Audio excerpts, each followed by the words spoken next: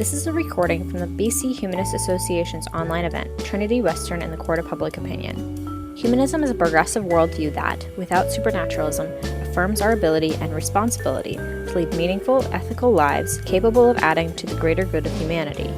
To learn more about humanism and to support our work, visit bchumanist.ca and make sure to follow us on Facebook, Twitter, and Instagram, and to subscribe to this podcast.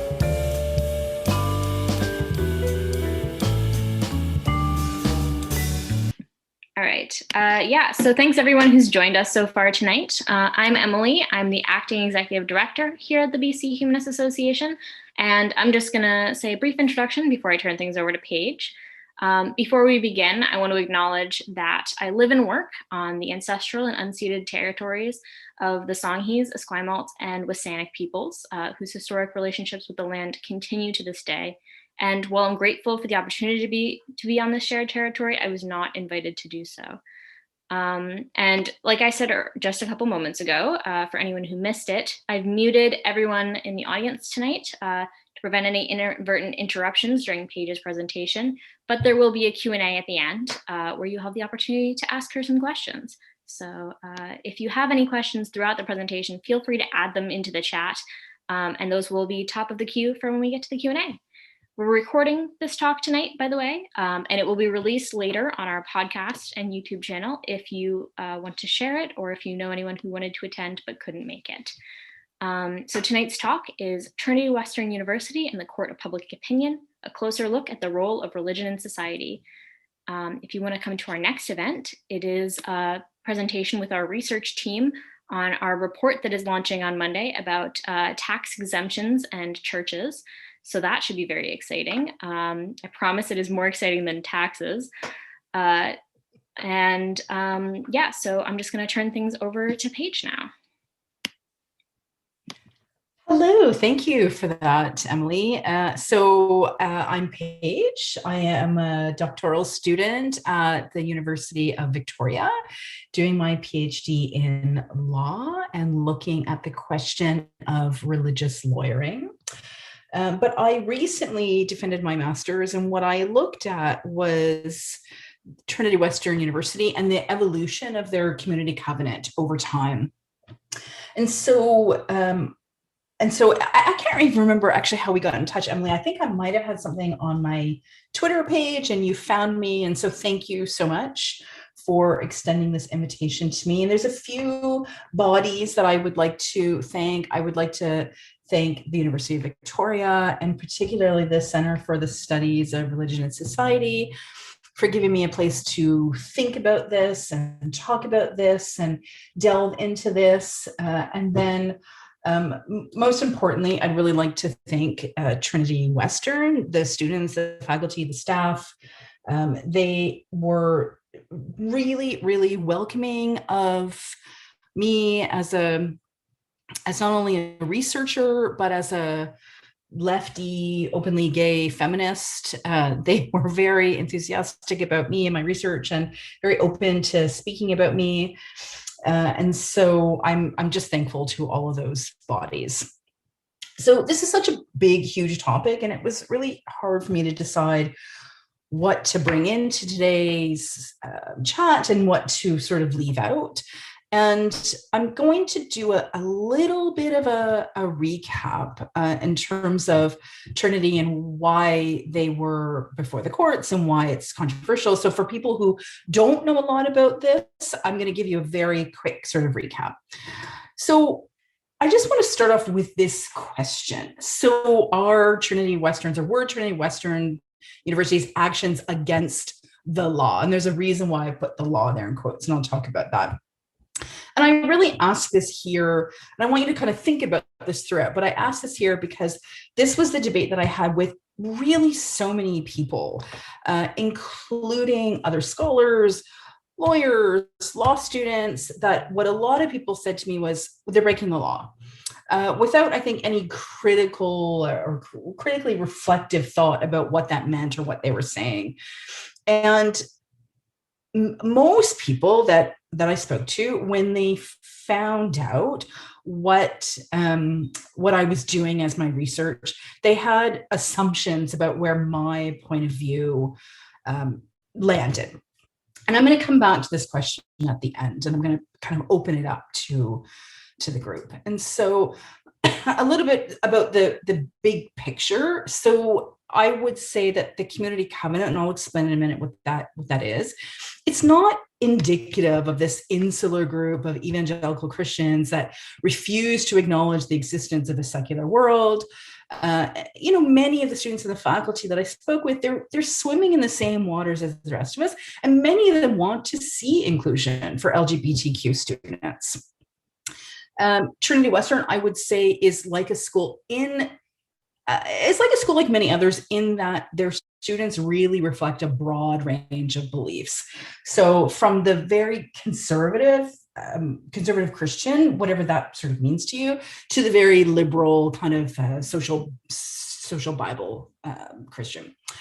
What TWD does offer its students is a Christian identified place where those students can study from this really unique worldview. And that's a worldview that's rejected by most, if not all, public universities in Canada. And I think that's really important, because one of the things that I want us to think about is, why these schools, why religious identified schools are important. And also, I would say that what is particularly problematic is not having an evangelical law school, but really the ways in which we view the law versus how we view religion. So some of what I want to focus on today, again, is how we see the law versus how we see religion, because the ways in which we talk about religion in this country, and particularly here on the West Coast, is very curious, right? So for those of you who don't know, we are living in the most irreligious province in Canada. Vancouver, Victoria are the most irreligious cities in Canada, meaning they have the least amount of people that identify with a particular religion. At the same time, we have a high number of people that identify as spiritual. And so this spiritual but not religious is quite a phenomenon that we talk about in the kind of religious studies circle. In fact, if you talk about SBNRs, spiritual but not religious, that's actually quite a common acronym. I want us to reflect a little bit on what is happening socially, religiously, politically within Canada, and how some of those things are influencing places like TWU, as well as how they're impacting legal decisions, and particularly here in the Trinity Western case. And then one of the things that I've been thinking about lately has been the court of public opinion, and what the court of public opinion really knows or think they know about Trinity and its covenant, and whether this response, this collective response that much of Canada had, was a response that involved critical reflection. And I would argue that it's not, that it's been a very kind of follow the leader response to how we should respond to Trinity, how we should feel about Trinity, the ways in which we critique Trinity. And then also, because Trinity was so open with me and really wanted me to get an idea of who they were, I want the audience here to get a sense of who are these people that choose to attend Trinity, and what is the place and importance of religious schools or religious groups in Canada. That's a lot in a 45-minute slot, which is quickly ticking by, but I'm going to do my best. So I want us to think about this kind of religion versus the law. And so the law, as it says here, we often view the law as this kind of highly moral, neutral governing body, whereas we often view religion as a social construct, particularly those of us who maybe identify as a humanist or atheist or an academic. We will talk about religion as this social construct, what we might have called man-made at one time. But I would argue, and others have done this, so Ben Berger, for example, at Osgood Law, if you're interested in this concept of law as a social construct, he has written about this and spoken about this. So the law is also a social construct that is largely rooted in Christian Judeo traditions and norms. The reason that we have anti-sex work laws isn't because of this, feminist concern for protecting women's bodies. It's really about kind of a so-called Christian moral stance. And so if we accept this view of the law as not a neutral body standing above everything else, we then have to realize that we have these two social constructs that are both vying for recognition. So law on the one side and religion on the other, although I would say that they're not really on opposite sides in many ways. So just a sort of very quick overview of Trinity Western. So they're a private evangelical university in Langley. I won't give you all the history, but they were founded in 1962. At that time, they were a junior college. Their founding denomination was the Evangelical Free Churches of Canada and America. They have 6 core values, including obeying the authority of the scripture, while also pursuing faith-based and faith-affirming learning. And for many people of faith, the authority of the scripture, whatever that means, whether it's the Bible, whether it's the Torah, for many people, the authority of that scripture comes before the authority of this socially constructed law. And I would say also that, every university that you go to has their core values. And what I would say is Trinity is much more transparent about what their core values are, because until the not so distant past, students, as many of you know, they had to sign this covenant and agree to the things that were written in it. And so students are generally, and faculty and staff, quite aware of what the core values are of Trinity. For me at UVic, I know we have core values. I know we have policies and stances on something or other, but we're not told about it. We don't have to sign on to it. There's an assumption, I guess, that we're not going to cheat, that we're not going to sexually harass, but there's not a lot of transparency. I'd have to really go digging for what UVic's core values are.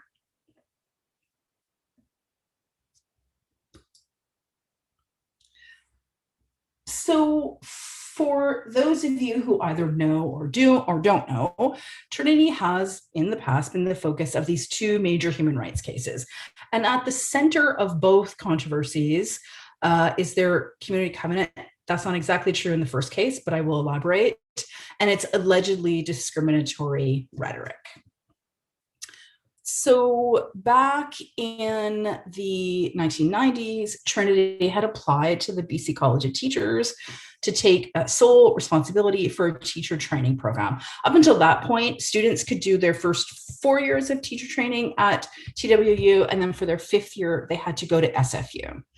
And so that application was denied by the BC College of Teachers because at that time, Trinity Western had this code of conduct, which was the precursor to the community covenant. And it was called Community Standards, Responsibility for Membership in the Community of Trinity Western University.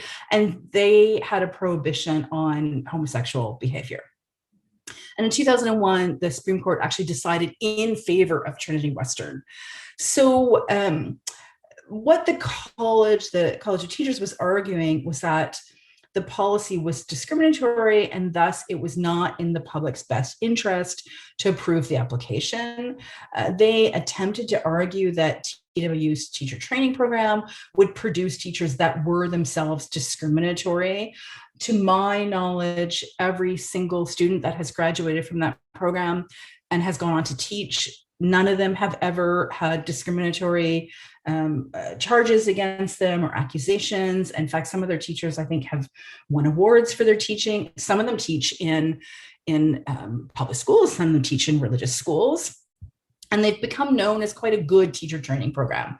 I would also say that, if we believe that discriminatory teachers are only coming out of Trinity Western, we're not thinking much beyond the end of our noses. And this, I would say the same for the law school, right? So you're going to have so-called homophobic law students that are going to graduate from UVic Law, which is quite a progressive law school, and you're going to have very liberal lawyers that would graduate from TWU Law, have had that law school been allowed to exist. And so in that document, the one that was in place in 1999, what it said was homosexual behavior was part of a list of biblically condemned activities. It wasn't the only one. It also included premarital sex and adultery. So pretty standard conservative Christian expectations.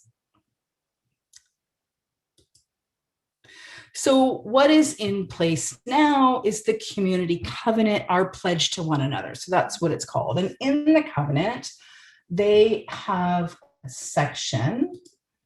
I'm just noticing that some people are in the waiting room. So I'm just kind of clicking to allow them in. So one of the sections of the community covenant is this thing on healthy sexuality. And the single line within that got them into hot water was that according to the Bible, sexual intimacy is reserved for marriage between one man and one woman. That is the whole eye of the storm. Of course I don't agree with that, right? I'm an openly gay woman. I'm not Christian. But I also, when I read this section on healthy sexuality, I think that if you sort of removed references to the Bible or to God, that actually reads as fairly progressive, right? So you could read it as young people face significant challenges in practicing sexual health within a highly sexualized culture. It could say like a feminist view of sexuality, or a woman's view of sexuality, or a disabled person's view of sexuality. I think that what it says in this section, much of it is really valuable to a much broader audience. And so why everybody kind of lost their minds, and really people did kind of lose their minds for this very small sentence without stepping back and looking at the entire forest, was really fascinating to me, and kind of continues to be fascinating to me. So, oops, sorry, I just hit the wrong button there. Okay, and so there's some other areas within the community covenant that I find significant. So in the precursor to the covenant, it specifically mentions abortion as a biblically condemned activity. Not surprising, again, evangelical school. The covenant doesn't use this word. So instead, what the covenant says is you have to treat all persons with respect and dignity, and upholding their God-given worth from conception to death. So of course, that wording would preclude abortion.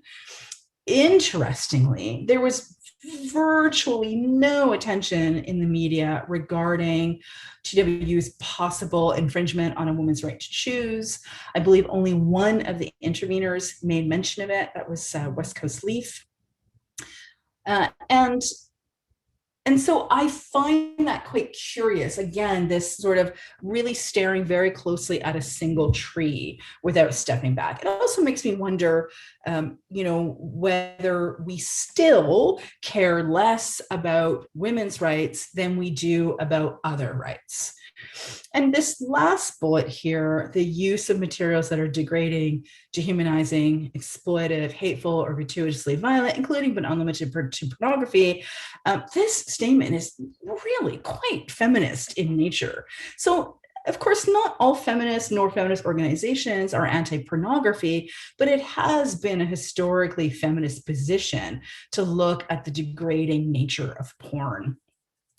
Organizations, again, like West Coast Leaf, they've written reports on cyberbullying and its impact on young girls and women.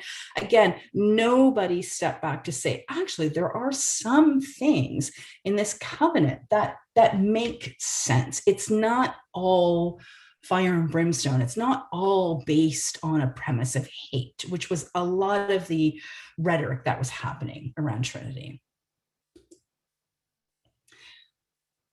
So again, for those of you who didn't follow this, or maybe the last year of COVID or the last 4 years of Trump have erased your memory for everything else, it kind of went like this. So in June of 2012, they applied to the Ministry of Education for consent to open up a law school, essentially. They also applied to the Federation of Law Societies of Canada, which is kind of the umbrella for all the provincial territorial law societies, I think with the exception of Quebec. Both bodies approve. Very important, right? Both of these bodies, the Ministry of Education and the FLSC, approved the application. And I believe there was quite a lot of back and forth between Trinity and the Ministry of Education. And it wasn't about the covenant, but more just about, creating a criteria for a brand new law school. So then the following month, deans of Canadian law schools, the Canadian Bar Association, and others, they start stating their opposition to the law school. People really started getting their knickers in a knot. Spring of that same year, the law societies review the application. They look at the approval from the Federation of Law Societies of Canada, and all provinces and territories, with the exception of Nova Scotia and Ontario, opt to approve Trinity. So the vast majority of Canada. Again, Quebec is an exception because they have a different legal system. So then in October, the Law Society of BC, in what felt a little bit like bad politics to me, and I can speak more about that at the end if people want me to, they decided, because some of their members were starting to sort of poke at them about this, they decided to have a referendum, and that however their members voted, they would follow. And so their members, and I think it's important to note that very few of their members actually voted. So I think they've got 13,000, 14,000 members, and a very small percentage voted. But of those that voted, the majority voted in opposition to Trinity Western. When that happened, kind of everything else fell apart. So the Ministry of Advanced Education revoked its consent. The Federation of Law Societies also revoked their consent. So then Trinity ends up in court. So I'm just going to fly through this really quickly. So in Nova Scotia, so the Nova Scotia Barristers Society, the Law Society of BC, the Law Society of Upper Canada, they all go to court. Trinity wins at Nova Scotia and in BC, and they lose in Ontario. So the Law Society of Upper Canada is now called Law Society of Ontario.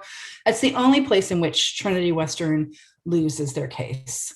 It goes to the Court of Appeals, or the equivalent of the Court of Appeals, the same results. So they win in Nova Scotia, they win in BC, they lose in Ontario. At that point, Nova Scotia decides not to appeal to the Supreme Court, but both other organizations do. And so it then goes to the Supreme Court, and ultimately in June of 2018, the Supreme Court rules in favor of the law societies.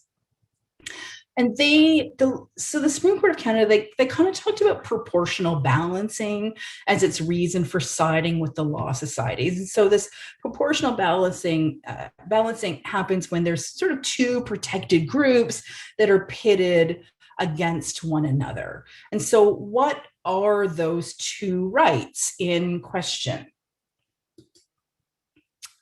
So according to the BC Human Rights Code, I'm just going to talk about BC because that's where we are. So you can't discriminate based on the following characteristics. And I won't go through all of them. You can read them yourself. But on this list is religion as well as sexual orientation. So those were the two rights in question. And the Supreme Court needed to do a sort of a balancing act to decide which way the scale was going to tip. And so here I've written this list in alphabetical order, but it's not a top-down, bottom-up list.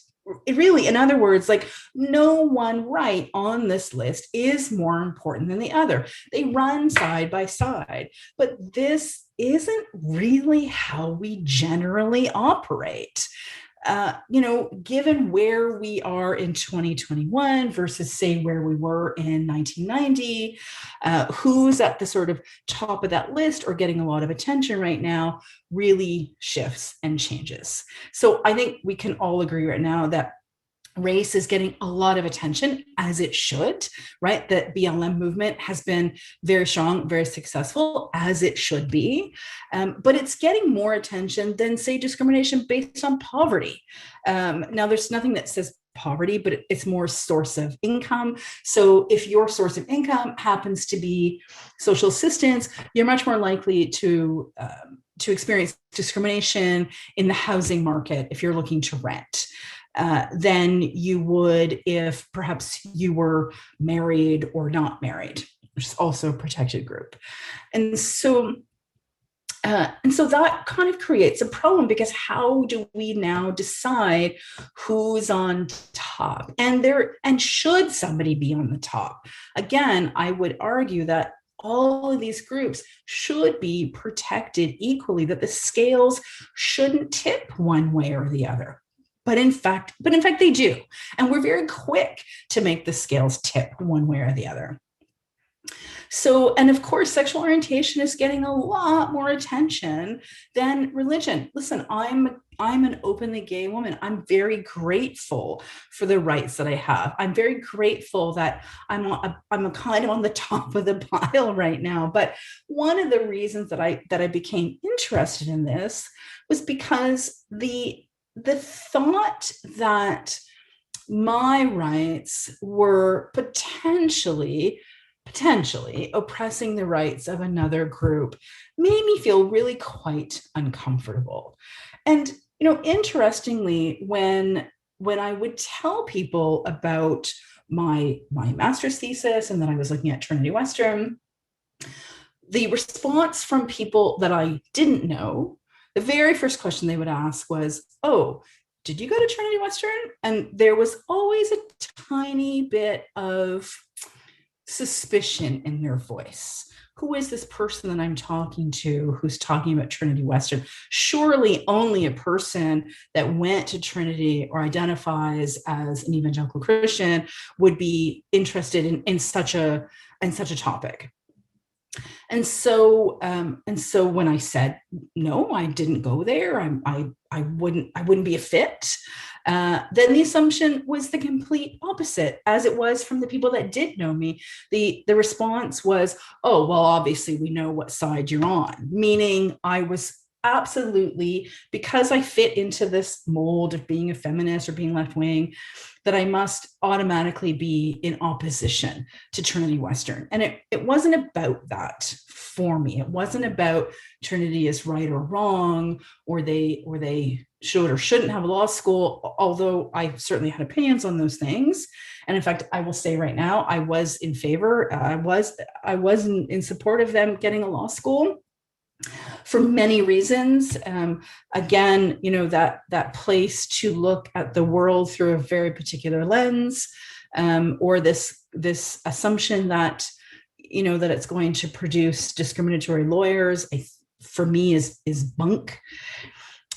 So the other thing that I would say about this list and this kind of who's on the top and who's on the bottom, if I sat in a classroom with my colleagues and I made a derogatory joke about gay people, my colleagues would call me out, as they should.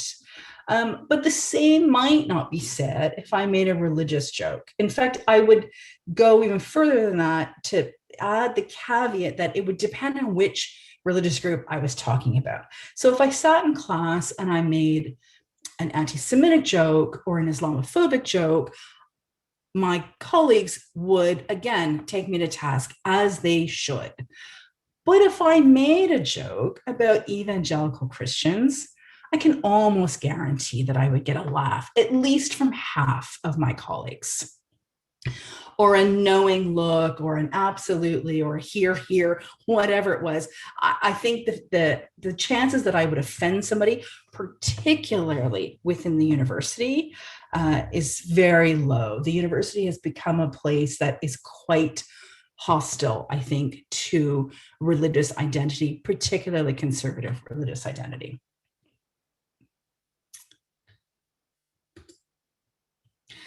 So one of the things that I wanted us to kind of consider today, so this idea of this kind of court of public opinion and how much we knew and didn't know about Trinity before we all jumped on the kind of let's hate Trinity bandwagon. So one of the things that I was doing while I was doing my research, of course, I was paying very close attention to the media, and probably for a good year, there was stuff in major newspapers on a very regular basis. And most of the media had a very narrow focus on Trinity. So that is, Trinity was drawn as homophobic, and were in direct violation of the rights of LGBTQ people. So whether this is true or not, and you could argue both ways, it's a very small part of the picture. And so I think because the media had such a narrow focus, the court of public opinion didn't have a lot of other information to go on. The question of the state. So for anyone who has defended a thesis or a dissertation, there's that moment, that beautiful moment where you know the panel is about to say they have no more questions. And so I was at that moment where they were about to say, we don't have any more questions. And one of my committee members actually said, I have one more question. What was the role of the state in all of this? And it was the only question that actually stumped me for a minute. I had to really think about that because it really wasn't what my master's was about. And I would say that the state also had a very narrow view of what was happening and the potential implications of siding with one group or another. So not only, and the state could be the Supreme Court, it could be the Ministry of Education, it could be the law societies. Some people did argue that the law societies, they were really more, they're more about looking at the behavior of lawyers and not necessarily chiming in on who should or shouldn't get a law school. Although there's lots of arguments that are the opposite of that. But there were so many state bodies. So, you open up this private school that is going to allow your students to study from their unique worldview. And you suddenly have many bodies in your backyard. It's a lot of interference. And again, whether that interference is justified or not, we could debate all day. But what they were doing was trying to provide a space for students that maybe wouldn't have a space otherwise. So that sort of brings us to the students, because I do want to give people an idea, or my perception at least, of who Trinity is made up of.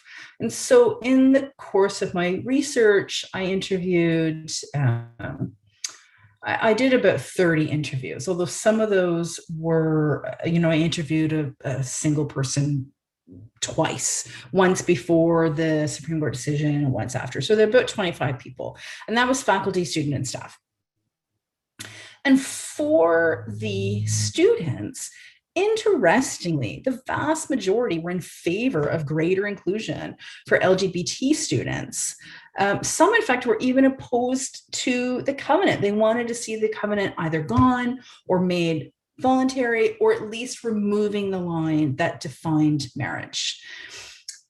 For those that favored the covenant, and I assumed that was going to be all of them, and so I was quite surprised to find out that wasn't the case. For those that did favor the covenant, most of them wanted to speak to me for a very specific reason, because they feel that their way of life is slowly being eroded. That is how they see it. And there is something to it. So when they decided to go to Trinity, what they expected is that they were going to attend Trinity and be surrounded by like-minded students. Instead, many of those students actually talked to me about feeling shut down and feeling like there was less and less space at Trinity allowed for very conservative viewpoints. Certainly, when you read Trinity Western University's student newspaper, so it was something that I did. So I read all of their student newspapers going back to 1962 to just before I started the writing process. You can really see a very interesting progression in that paper. And you can see the paper really reflecting what's going on in the kind of larger public arena. And so when you read the paper now, which has articles like "My queerness is not up for debate," what it tells me again is that many of those students are swimming in the same waters as us, and that like any other school, there are some liberal students and some very conservative students. One of the things that a student actually said about the student newspaper was that the student newspaper had become a pit of liberal trash where conservatism goes to die. I thought that was very poetic. And I actually found myself having a sense of compassion for those who feel like Trinity is getting swallowed up in this secular world. Now, I don't think that that has fully happened, but certainly it's not the school that it was in 1962. And I found myself feeling compassion for them, even if I didn't agree with everything they were saying. There were certainly a couple of students that I spoke to that I don't know how I could I don't know how I could categorize them using words other than homophobic. But even for those students, I felt some compassion. They chose to go to a school where they could be with like-minded people. And that's how we all kind of choose our community. We want to be with people that reflect our worldviews. You know, I might go to a gay bar to feel safe with my wife. One might choose to go to historically Black or women's college for the same kind of reason. So regardless of whether the student I spoke to was conservative or liberal, what they did all express was gratitude that Trinity Western gave them the one thing that they could not find in a public school, the ability to be openly Christian and to look at things through a Christian worldview. And that is something that the public universities certainly do not embrace.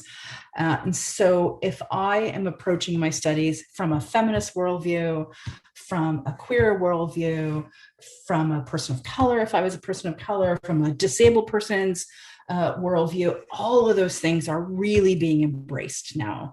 But if I'm doing my studies through a Christian worldview, that is going to be suspect to the majority of my colleagues.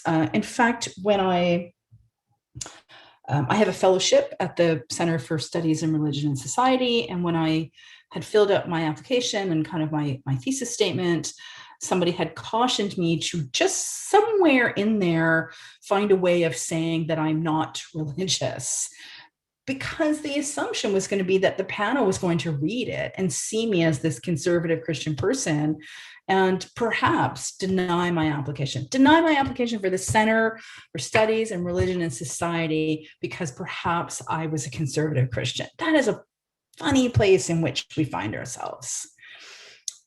So lastly, the court of public opinion. So I spoke to so many different people from so many different professions and different stages in their academic career. And I really, other than some people who were also in the maybe religious studies field similar to me, I couldn't actually find a single person that knew anything about Trinity other than they're homophobic. They don't have gay students. If you're gay, you can't go to that law school. And those things are, they're not even a small piece of the picture. They're just, in fact, just not true. And so again, as I said earlier, people made an assumption about my own ideology simply because I was interested in Trinity, or because they knew that I was kind of a lefty. And so then they also made assumptions about my ideology. So I'm aware of the time, and I only have one last slide, and I apologize if I've been talking very quickly, but I wanted to make sure that I left space at the end for questions. So I had this slide at the beginning. So our Trinity Western University's actions, or were their actions, quote unquote, against the law?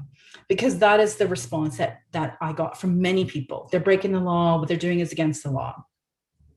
And so what I would say is, really, the problem isn't, as I see it, the problem isn't really Trinity's actions.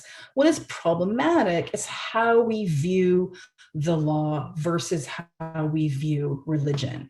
So again, religion is viewed as this cultural construct, this kind of man-made object, to use an outdated term, whereas the law is viewed as neutral and sitting above these cultural constructs.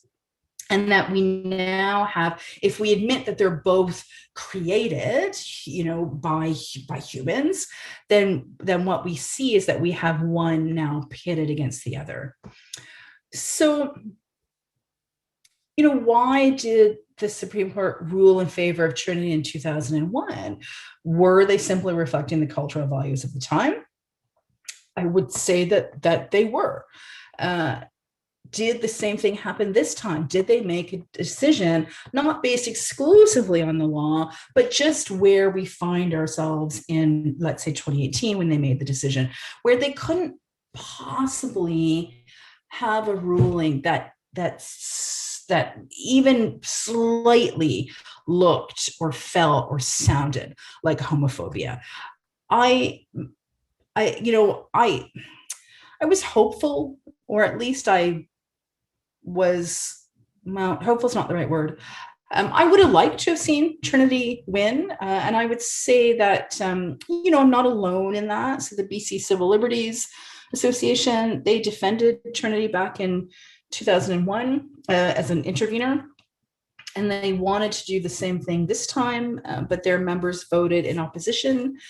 And the woman who was the executive director at the time actually had said that she felt like they had it right the first time in defending Trinity. She's also an openly gay woman. I felt like the Supreme Court also sort of bowed to this court of public opinion for so many ways that we just don't have time to get into right now. Really, if discrimination based on religion and sexual orientation are both prohibited, then how I viewed it is that whichever decision the Supreme Court made would be both right and wrong. Ultimately, though, one set of rights was judged as superior or more important to the other, regardless of what the Charter says, regardless of what the BC Human Rights Code says. Really, in the bigger picture, my goal is to slow down the conversation, to have people think more reflectively. I'm teaching a first-year course right now, social justice studies, and I have said to students, listen, if you come to me and you say Trump is really racist, I'm going to agree with you. There's no doubt in my mind. But you need to be able to back that up. You need to be able to go back and give me examples. You can't just say it because everybody else is saying it. And I think that's what really happened here. And so again, I want to slow down the conversation. I want people to reflect critically. I want people to do inward and outward kind of critical reflections. And my hope is that eventually, the scales aren't going to be tipped over to one side or the other, but can instead achieve this balance that I think the law intended. So I'm going to stop there. About 30 seconds shy of 45 minutes. Thank you so much, Paige. That was really, I mean, you were right on the button with the time there too. That was great. Big deal for me because brevity, as I said, is not my strong suit. Yeah, I think So, it's a very interesting discussion, especially because the BCHA was involved in quite a few things that you were talking about as well. so I'm going to stop sharing so that I can see you guys. I would, Yeah, I mean, I don't know what your policy is. I would love if people's cameras were on so I could actually see all your faces. yeah, But I think everyone has the ability to turn their cameras on if they oh, Teal is here. Hello, Teal. are comfortable with that. And then do we have any questions? I know Jake has his hand up, so I'll ask him to unmute. Jake, do you want to ask your question? First of all, thank you, Paige. I don't like the recording on here. That's why I'm disguising. I love it. It was a very well presented and thoughtful presentation. I would take issue with a couple of things. One is the problem with social construct and putting things on one side or the other. It's sort of giving religion an equal footing with science. And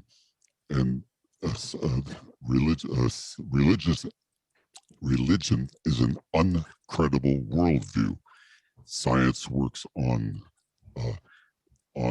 well, law. The law works on science, and religion works on magic. So, hey, Jake, just sorry to interrupt. Just make sure you have a question as well, just so we're respectful of everyone's time. Just about to ask that. Do you feel?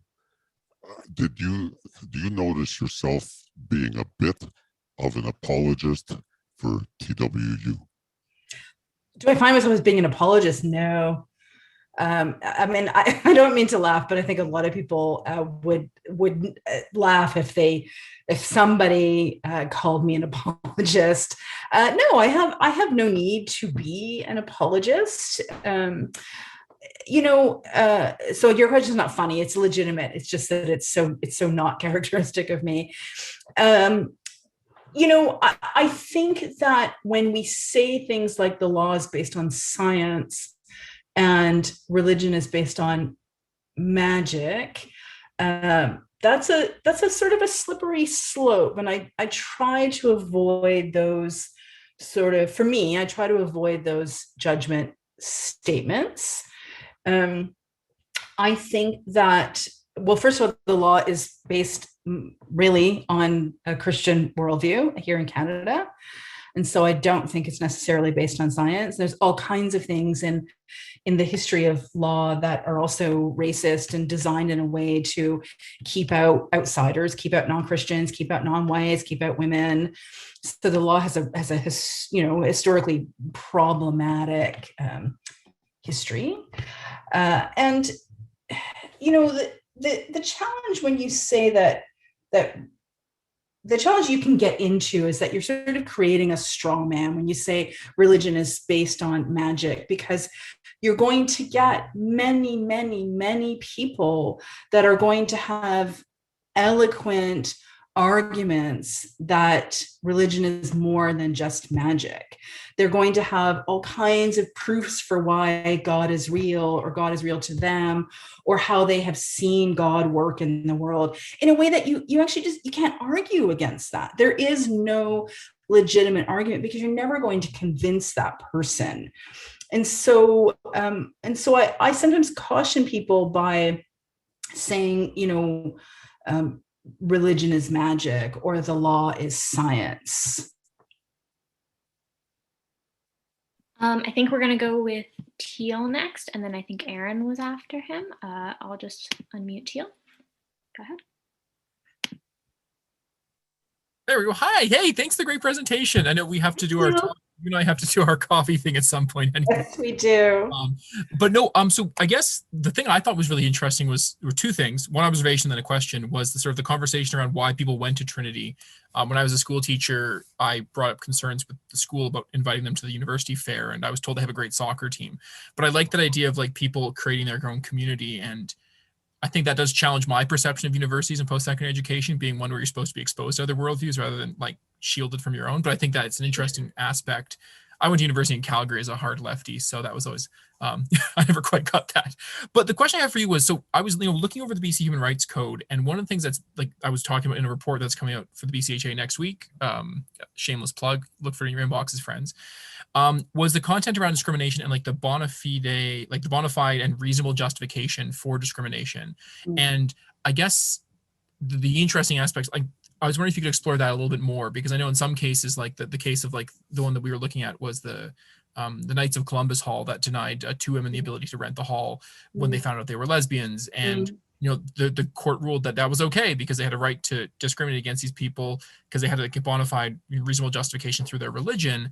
And I guess the main question I'm trying to ask is, it seems like people can discriminate, but as soon as you try to give them money or invite them into communities like legal certifications and things like that, that's where there's more tension, right? Like they can have a cloistered university as much as they want, but as soon as they take public funds, then it's problematic. So I was wondering if you could sort of speak to that sort of rambling, open-ended question a bit more, because I'd really be interested in your opinion on especially on like it's really tricky. You're right. There are lots of situations in which you are legally allowed to discriminate. So in employment, for example, if you have a bona fide occupational requirement, you can, I'm not going to hire you as a taxi driver because you're blind. Am I discriminating against your disability? Yes. Is it a bona fide occupational requirement that you be able to see in order to drive a car? Yes. Trinity doesn't take public money, but they are operating in the public in many ways, right? They're training teachers. They wanted to train lawyers.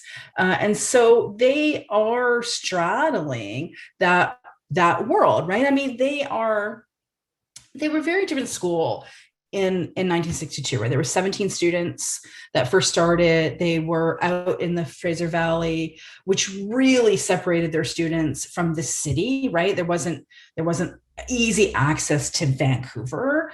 It was a junior college. You could only do 2 years there. They are a liberal arts school now. And they're one of their captions that they started, I think, in the 70s. And there's somebody on the call that could maybe correct me, is it was training Christians for the marketplaces in life, right? So there was this recognition because historically evangelical Christians really saw higher education as the place where you would go and you would lose your faith. But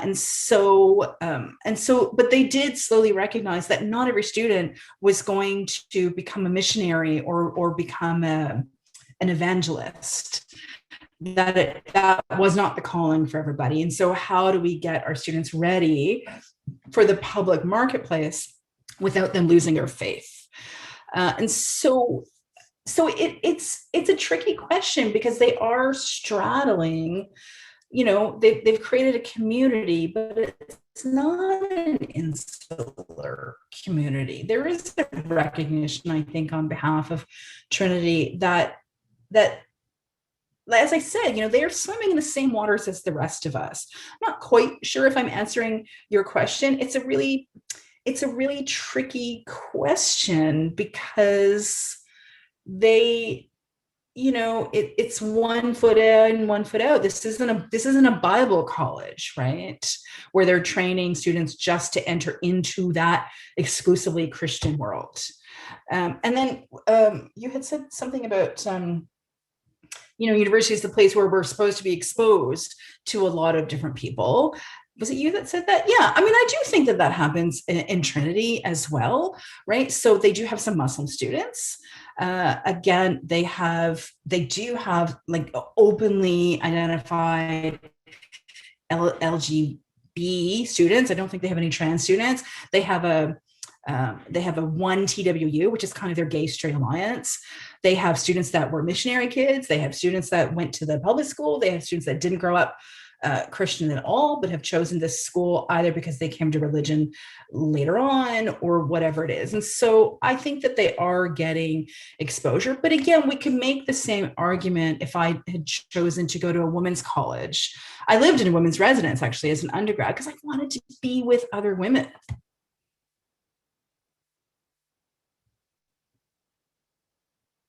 All right, I think Aaron is next now. Aaron, you're unmuted. Hi, Paige. Thank you for your presentation and perspective. I had 4 kind of short questions, and I'd love to get your response on All right, hang on. Let me write them so- down in case I don't remember them all. Okay, go. that. They're short, so maybe even one at a time, whatever works for you. Sure. The first question was about how, to what extent we can really say that students choose to go to Trinity Western University and the context around that choice, and how sometimes we have to, as young people, negotiate with our financial support and our parents, and they can have an influence on that choice. And I know that at least in some cases, there are students who are really pushed toward Trinity Western by their families, and it might not necessarily be their free choice. Yeah. I guess that was more of a comment, but I promise the rest are questions. No, but I can respond to that though. Absolutely. And Aaron, maybe you ask Sure. 2 now and then go to the back of the line because we do have some people waiting, and then ask you 2 after they've had the chance to speak. Okay. So do you want me to answer that, or do you want to ask your second question? Oh, I'm more interested in your response to my other questions, actually. I think we Okay, all good. pretty much can agree with what I just said. Yeah, I wanted to ask I'm going to about, push it out a tiny bit, but whether- I wanted to ask whether we can really say that this is a community where the students are expressing their own unique worldview if they're required to sign a community covenant agreement enforced by the administration and imposed on them. It would seem to me that it's not their worldview if it's being imposed on them and they're required to sign on to it. That's an excellent question. Okay, so to your first one, every student that I spoke to chose to go to Trinity. It wasn't easy for some of them because Trinity is very expensive as a private school, very expensive, one of the most expensive schools in Canada. But like any other school, right? So maybe I went to UBC because both my parents are profs at UBC. It's not the case, but could be. And for some students, they didn't really know anything else, right? They grew up as mission kids, and they had only ever experienced a Christian education, and so that's where they ended up. Is that choice? I don't know. Choice is a funny, it's a choice is a thing that it either pinches or slips away too quickly. So can we say that they're expressing a particular worldview if they're forced to sign the covenant? So one thing that I would say that I should have mentioned earlier, in August of 2018, so very shortly after they lost at the Supreme Court, they removed the mandatory signature requirement of the covenant. So while faculty and staff still have to sign it, students do not.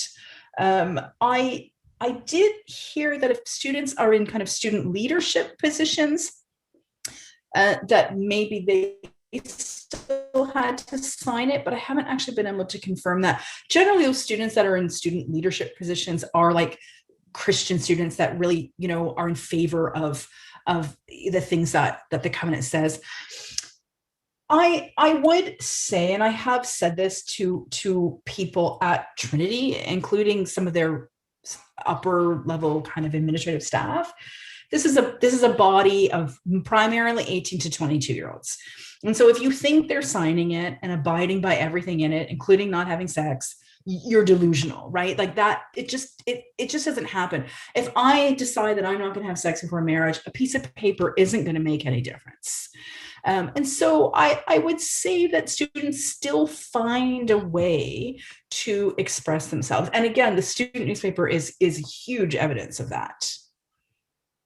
But it's a good question. Absolutely. Yeah, I just want to note real quick, I know people who worked at the student newspaper, and it is heavily controlled by the administration at Trinity Western University, as it is not an independent newspaper. Everything. Yeah, I don't think that that's the case anymore. actually. It's a really, when you read that paper, it is incredibly liberal. Incredibly liberal. Anyway, next we have Jake, I think, again. Okay, thank you. Paige, I just want to apologize for calling you an apologist. No need to apologize. No need to apologize. What I meant to say is I saw some leanings towards trying to accept some of what a paragraph of theirs might have said. For instance, if an otherwise wonderful tasting meal is laced with arsenic, it will still kill you. And so I looked in there at that and realized that that's a problem. Law has evolved, so it has followed a scientific principle. And it starts with the ideas and comes to a conclusion, whereas religion starts with a conclusion and adjusts the facts. So my point to you, a question to you is, do you find yourself tilting in some ways towards much of what they are promoting? Oh, what do you mean by much of what they're promoting? Because I see them as promoting a lot of things. So can you, I haven't started to believe in God. I haven't decided that I'm going to leave my wife and go to, some kind of conversion therapy. My politics are no less left than they were. I think, it's a good question, because I turned 50 last year. And if I was giving this talk 25 years ago, it would look very, very different than it does now. I think that, and I'm not trying to be ageist, I'm really just talking about my own perspective, that I was much more interested in the tree rather than the forest. I'm just variety of worldviews, right? I'm not interested in the kind of 1980s melting pot vision of Canada, where we all start to look like one another. There are some things that are harder for me to swallow. So I take much more issue, frankly, with the line that I feel infringes on my right to choose than I do about the other stuff. And I really try to embrace other people's opinions, but that's a really hard one for me if I'm having a conversation with somebody that I perceive to be anti-choice. But I don't find myself sliding. But again, maybe you can give me an opinion of what it is that you see them promoting. Well, I'm sorry for using the word magic, but I couldn't think of the word metaphysics at the time. And also, people who are 25 shouldn't go around complaining, insisting that they are 50. People who are 25 shouldn't go around claiming to be 50. Are you not 25? No, I'm 50. I can't believe that's really, really. Yes, I turned 50 last year, 1970. Right. Well, all right. Amazing. I have friends that think I'm a vampire because it's just, listen, it's like, it's good genetics and flattering lighting. That's all it is. Okay, I think we're going to move on to Teal's question now. Teal, let me just find you in her thing. All right. There you go. There we go. Yeah, awesome. Yeah, no, I also want to ask a follow-up as well, because like one of the things that I'm fascinated by is like with the Human Rights Code, the interesting aspects that arrive when like what constitutes a reasonable justification to discriminate. So like the example you gave was like a really good one of like, someone who's blind probably can't be a cab driver just yet. Totally makes sense. And I guess the question I had was like, how does that come up against situations where it's like you can be a Catholic and gay, right? Like you just are apparently not supposed to like practice gay sex, but you can still be gay and a Catholic, right? Or you can still be an, evangelical and you can be recovering from homosexuality, in heavy air quotes, friends. But you can be getting over your same sex attraction, again, in very heavy air quotes. And so I guess like the tension I have there is like, or maybe you could point me in a direction of some other cases that explore this idea of like what constitutes just a bona fide justification. Because I was kind of surprised at what I found with the case relating to the two women in Coquitlam with the Knights Hall, and I was just wondering if there's any other cases out there that kind of push up against that. Like, is it really necessary for you to discriminate to be a good Christian, or to be a good whatever, insert religion here? Is it necessary? Or maybe not necessary is the right word, but like what would count as a good justification, right? Because I could see like some justifications make obvious sense. Some of them are tenuous. And I guess I'm interested in that fuzzy middle ground. Yeah, I mean, it's all fuzzy middle ground, right? That's what makes this so difficult. And for me, so intriguing is that it's not black and white, right? It's a million shades of gray. I'm going to just jump back a little bit because you had used this phrase, just yet. So if you're blind, you probably can't be a cab driver just yet, right? Because we don't know where cars are going to go and we don't know. And so religion also does change, right? And we can see that with Pope Francis, right? Versus previous popes, where he said, like, the Catholic Church owes an apology to LGBTQ people. That's mind-blowing that the Pope, the leader of the Catholic Church, would say such a thing. And so religion also does evolve. What is a legitimate justification? For me, it's going to be very different from what it would be for you, or what it would be if somebody was a fundamentalist Christian. I would also say, and I talked to a lot of my interviewees about this because they did not want to be understood as fundamentalists, which they saw as very different from evangelical.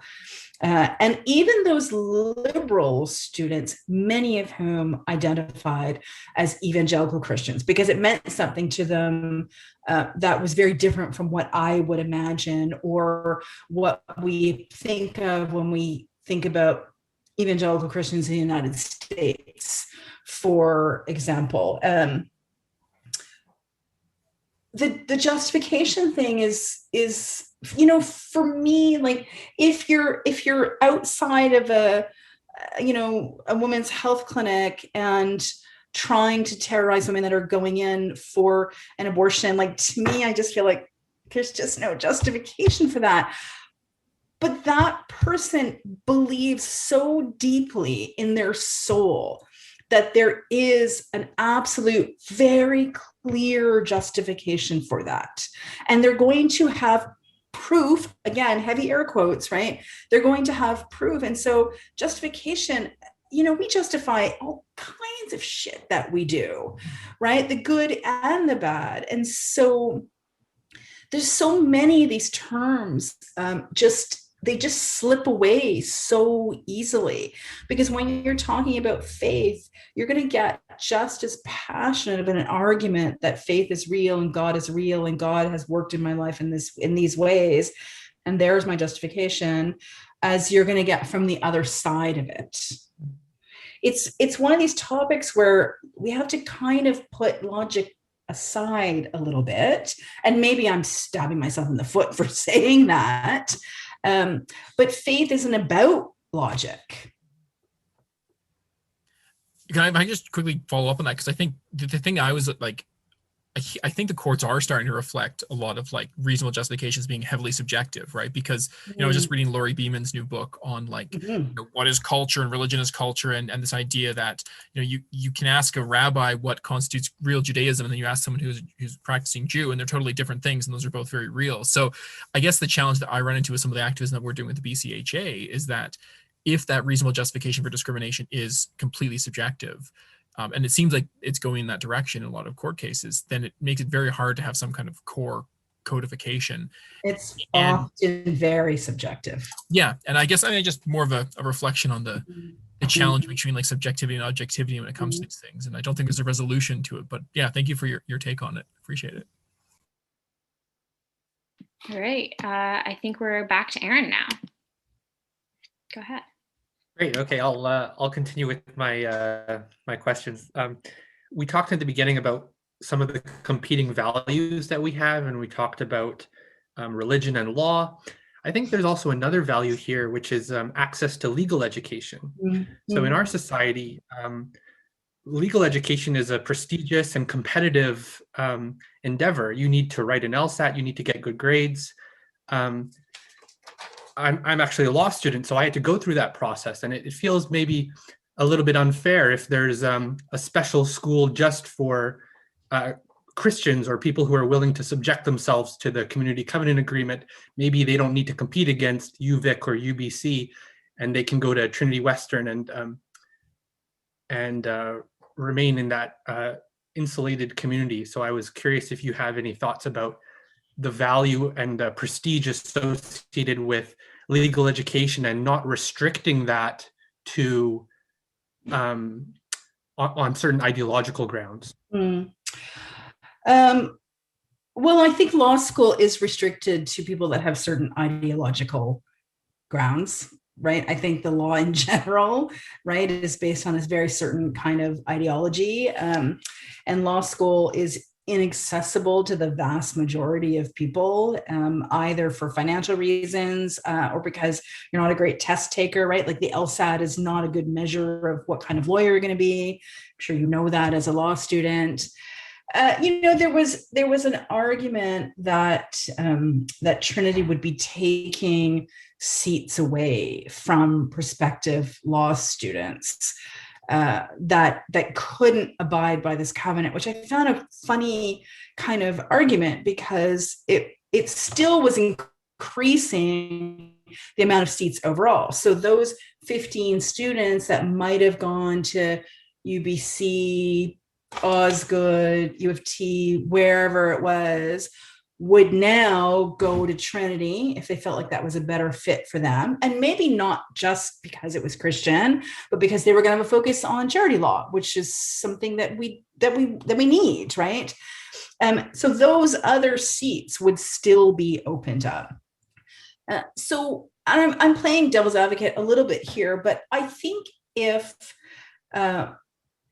there was a law school that suddenly opened up that were for students of color or that were for Jewish students, I just don't think we would have the same kind of response. We could make the exact same arguments, right, for and against, but I just don't think we would. For whatever reason, like who's gonna actually stand up and over a law school that was for students of color? Nobody's gonna do it unless you want to really be labeled as racist or you don't care about being labeled as racist. And so again, I think a school that embraces a particular worldview. Listen, that law school also had to have a curriculum that was going to train lawyers to be ready to practice law, right? So the Ministry of Advanced Education said, yes, they've done that. The Federation of Law Societies of Canada said, yes, they've done that. And so the law school wasn't just about only Christians can attend here. Lots of I have friends that went to the School of Nursing because it's one of the best schools of nursing in Canada. And like, again, whatever, I'll sign the covenant and I'll go. So I'm not sure that we could assume that it was going to weed out all other students. And listen, like it's problematic, right? I'm not saying that it's not. It is for sure. It's one of the things that's so interesting to me is that these are things that are rubbing up against one another. And I do recognize that it's problematic. Part of what made me so interested is the ways in which we were talking about this that didn't have a lot of critical reflection behind it.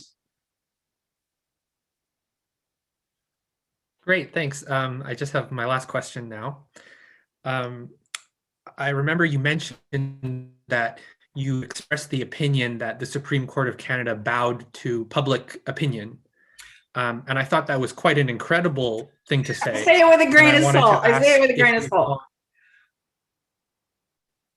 Sorry, what?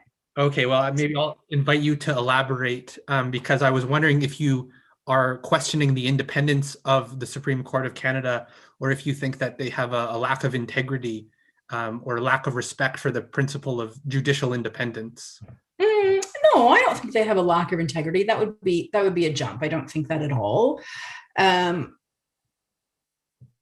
So I'll give an example. So with the interveners, right? So they had more interveners than any other case before the Supreme Court. It was almost 30 interveners, right? It's just unheard of.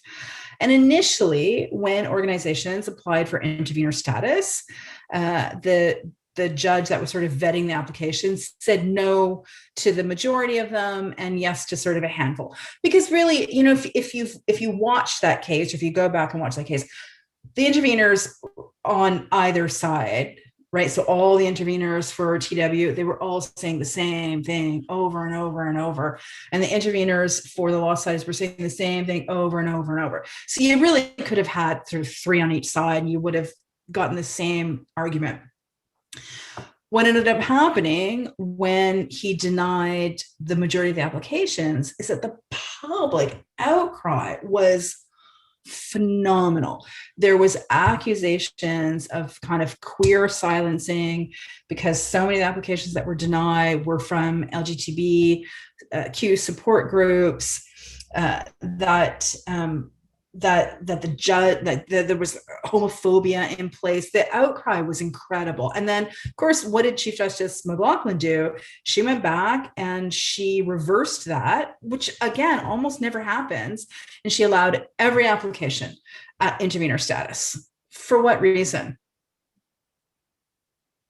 The only reason I could see is that the public outcry was so fierce. It was so quick. It was so swift that, again, in order to appear fair and balanced and not homophobic, they just said yes to every intervener. And again, the interveners, I don't think 30 made any more difference than 12 would have, or 4. Or 1 on either side. So I don't think that they lack integrity, but I think that they're also aware of public opinion and where we're at. I mean, they speak about that in their decision, right? Like it's a different world and they want to recognize historic oppression. They weren't taking into consideration just the law, but they're also considering sort of where we're at as a country. And I think we're all, to say that we're completely neutral, whether we are a law student or a chief justice, I'm not sure that true neutrality exists for any of us, right? So it's aspirational. I think we have one more question if Aaron's done. Aaron? Okay. Good questions. So our last question is from Tegan. I assume it was in the chat, so I'm assuming it's a question. Isn't the point of democracy to do things according to public opinion?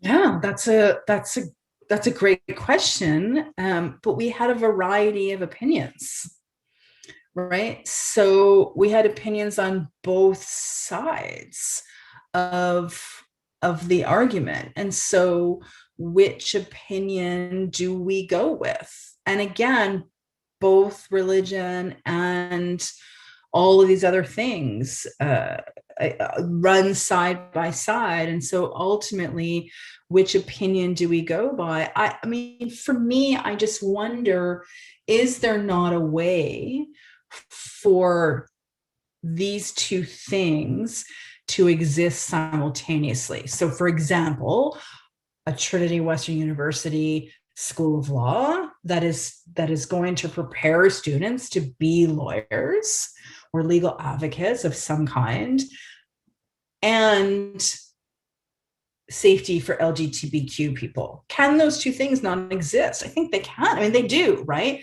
Trinity Western doesn't have a school of law, but certainly there are there's the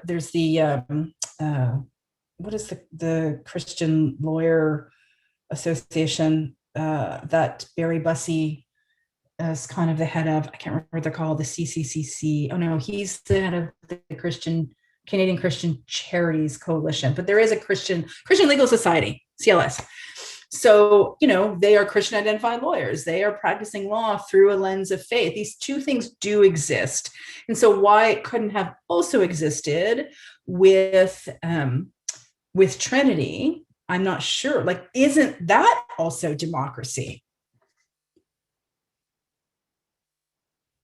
To have both of these things, to make space for both. Yes, Barry Bussey. Yes, thank you. I think that's all the questions we have time for tonight, but thank you so much, Paige, for joining us. I thought that was a very interesting topic to raise, and very timely as well, with all the debate going on with the churches and COVID and that kind of thing. Yeah, which is another topic that I'm really fascinated about. Speaking I might do a coffee talk, Teal, about that. Yeah, I just want to plug Teal's talk next week, 2 weeks from now.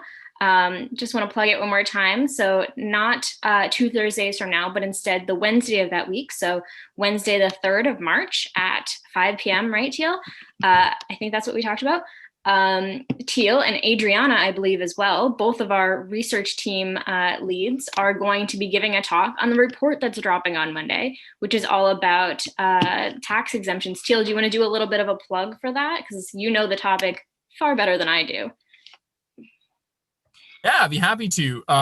So yeah, we have a big report coming out on whether or not, exploring the question of whether or not places of worship that discriminate against groups of protected groups, or that operate as private clubs, or that violate COVID health regulations should continue to receive generous permissive tax exemptions. And we have a big table we've created of all the money that's flowing to places of worship, and we explore the different arguments in detail. And it's very live right now. We quite literally had to update the report yesterday because there was a ruling on an injunction in one of the courts, and Emily and I were going back and forth about which quote to include in the report. So it's literally hot off the press, and it's got a pulse on what's going on in the province right now, and it's going to be exciting. It's one of our more dynamite reports. Yeah. So the question of tax exemption came up for Trinity as well. Oh, that's why I was asking sort of the questions adjacent to it. Oh yeah, there's people can have their own racist club if they want to, but if they want tax exemptions, suddenly things get more complicated. So those questions and more can be debated 2 weeks from now on a Wednesday. So yeah, the event page for that event will go live on Monday, as well as the report. So everybody stay tuned. And again, thank you so much to Paige for joining us. Thank you. Such good questions, like really thought-provoking questions. I really appreciate it. Jake is my favorite person now because he accused me of being 25. So I shall forever be a fan. Everybody have a good rest of your night, and we'll see you all next time. Thanks, everyone.